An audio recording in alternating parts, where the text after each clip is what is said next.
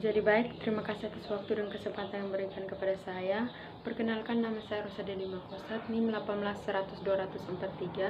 Di sini saya akan menjelaskan tentang tugas akuntansi keuangan menengah 2 pada materi jurnal dan kertas kerja. Untuk mengilustrasikan penggunaan kertas kerja dan bagaimana hal tersebut membantu dalam akuntansi program pensiun, diasumsikan bahwa pada tanggal 1 Januari 2011, Charles Company memberikan informasi sebagai berikut terkait dengan pensiunnya untuk tahun 2011. Jadi baik, aset program 1 Januari 2011 adalah 100.000, kewajiban imbalan pasti 1 Januari 2011 adalah 100.000, biaya jasa tahunan adalah 9.000, tingkat diskonto adalah 12.000, iuran perdana adalah 8.000, imbalan selama tahun berjalan adalah 7.000.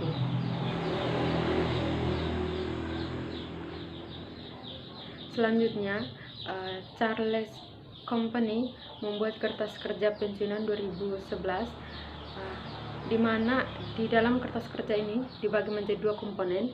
Yang pertama adalah jurnal umum dan catatan memo. Di dalam jurnal umum dibagi menjadi 3 kolom, yaitu beban pensiun tahunan, kas, aset atau liabilitas pensiun.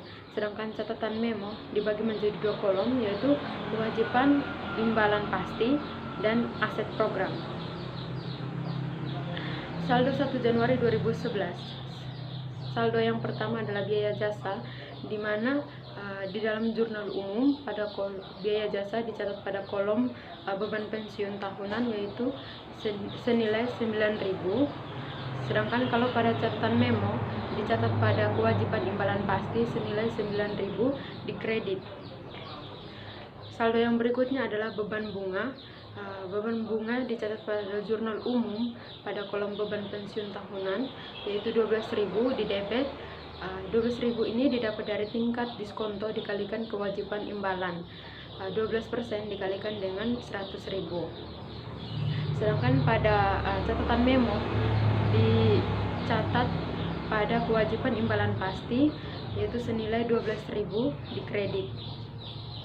Saldo yang berikutnya adalah pendapatan bunga. Pendapatan bunga pada jurnal umum dicatat pada kolom beban pensiun tahunan, yaitu senilai 12.000 pada kredit. 12.000 ini didapat dari tingkat diskonto dikalikan dengan aset program, yaitu 12% dikalikan dengan 100.000. Sedangkan pada catatan memo pada kolom aset program dicatat senilai 12.000 pada debit. Yang berikutnya adalah saldo yang berikutnya adalah iuran. Iuran pada jurnal umum dicatat pada kas senilai 8.000 pada kredit, sedangkan pada catatan memo dicatat pada aset program senilai 8.000 pada debit. Saldo yang berikutnya adalah imbalan. Imbalan dicatat pada catatan memo pada kolom kewajiban imbalan pasti, yaitu senilai 7.000 di debit, dan aset program senilai 7.000 di kredit. Jadi baik, yang berikutnya adalah jumlah jurnal tahun 2011. Pada jurnal umum pada kolom beban pensiun tahunan, yaitu senilai 9.000, dan kas 8.000, dan aset atau liabilitas pensiunan 1.000. Sedangkan saldo tanggal 31 Desember 2011 pada jurnal umum pada kolom aset atau liabilitas pensiunan senilai 1.000, sedangkan catatan memo senilai 114.000 pada kredit, dan aset program senilai 113.000 pada debit. Yang berikutnya adalah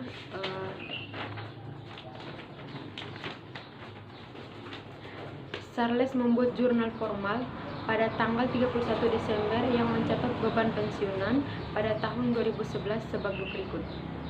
2011 beban pensiun dicatat di debit senilai 9.000, kas dicatat di kredit senilai 8.000, dan aset atau liabilitas pensiun dicatat di kredit senilai 1.000.